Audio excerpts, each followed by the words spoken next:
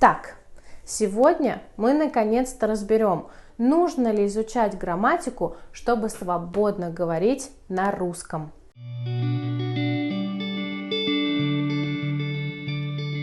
Давайте поговорим о том, почему нам вообще не хочется изучать грамматику.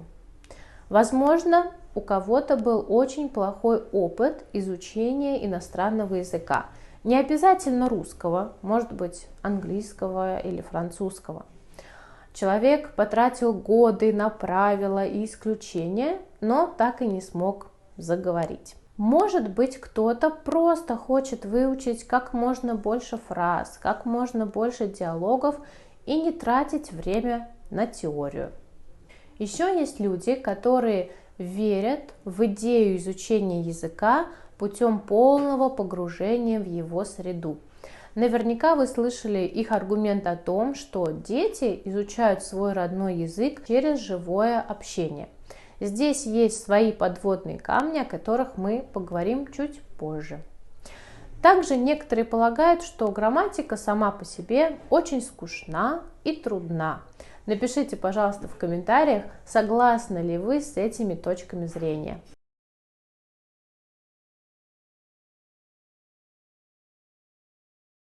Я понимаю, что у всех разный опыт обучения в целом и изучения иностранных языков в отдельности. Но важно помнить, если ваш прошлый опыт был негативным, это не значит, что обучение может быть только таким.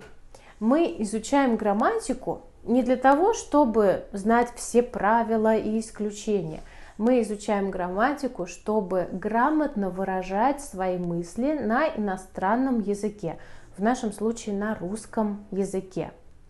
Поэтому любая грамматическая тема постепенно переходит в разговорную практику, и обучение становится уже интересным. А сейчас я хочу пригласить вас в свой телеграм-канал. Ссылка будет в описании. В телеграм-канале я делюсь полезными разговорными фразами, разными файлами. Также рассказываю интересные факты о русской культуре и провожу квизы. Совсем скоро я начну проводить прямые эфиры в Телеграме. Обязательно подписывайтесь, ну а мы продолжаем. Если вы запланировали краткосрочную поездку в Россию, я могу понять, почему вам не хочется сидеть за учебниками.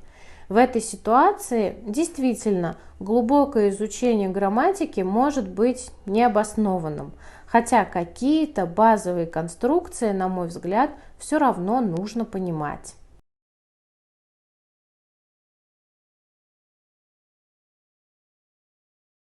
Я нередко встречала учеников, которые хотят изучать русский язык естественно, как это делают русскоговорящие дети. У такого подхода есть несколько минусов. Во-первых, дети 24/7 находятся в языковой среде.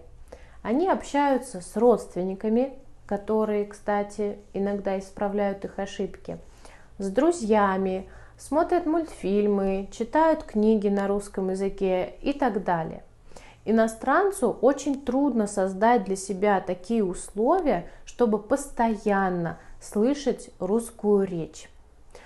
Во-вторых, для русских детей это их родной язык, поэтому нет преград в его усвоении. Иностранец же так или иначе будет сравнивать свой родной язык и русский. Иногда это реально помогает, но чаще, на мой взгляд, это мешает. В-третьих, у людей, которые изучают язык таким образом, не формируется представление о системе языка, что очень важно, если вы хотите свободно, грамотно выражать свои мысли и понимать окружающих.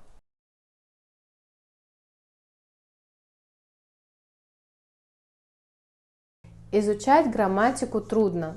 С этим нельзя не согласиться, с этим не поспоришь. Но у меня возникает такой вопрос. А почему должно быть легко? Согласитесь, что в любом деле, за которое мы беремся, есть свои трудности. Это совершенно нормально. Например, когда я изучала китайский язык, самым сложным для меня было освоить тоны. И до сих пор я делаю ошибки в произношении, из-за которых китайцы меня не понимают. Ну и что? Я продолжаю работать над своим произношением, потому что я знаю, что это важно. Трудно? Да, мне трудно, но еще мне очень интересно. Интересно, как слова, которые звучат практически одинаково, имеют совершенно разные значения. И в грамматике русского языка, я уверена, тоже можно найти что-то интересное для себя.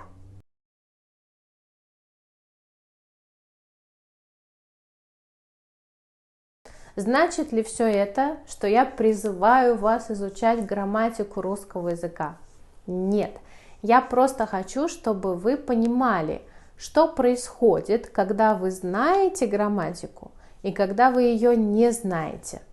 Итак, если вы знаете грамматику, вы понимаете систему языка, поэтому не возникает проблем ни с аудированием, ни с чтением. Вас не пугает и не тормозит новое окончание слова, которое вы вдруг услышали. Вы четко и грамотно выражаете свои мысли и чувства, поэтому носителям русского языка общаться с вами комфортно. Если вы не знаете грамматику, вы часто задаетесь вопросом, а почему тут так говорят, а там вот так говорят? Не всегда можете выразить свои мысли понятно для носителей языка. Чувствуете себя неуверенно в общении. Я знаю иностранцев, которые неплохо говорят по-русски, но никогда раньше не учили грамматику. Они приходят, чтобы разобраться в системе языка, и им это дается намного труднее, чем, например, начинающим. Почему? Потому что переучиваться всегда труднее. Например, вы всю жизнь писали правой рукой. Сейчас вдруг вам нужно писать левой рукой. Конечно, ваш мозг будет сопротивляться. Вот так мы поговорили с вами о том, нужно ли изучать грамматику русского языка. Напишите, пожалуйста, с какими идеями из видео вы согласны или не согласны и почему. Я буду очень рада вашим комментариям. Увидимся! Пока-пока!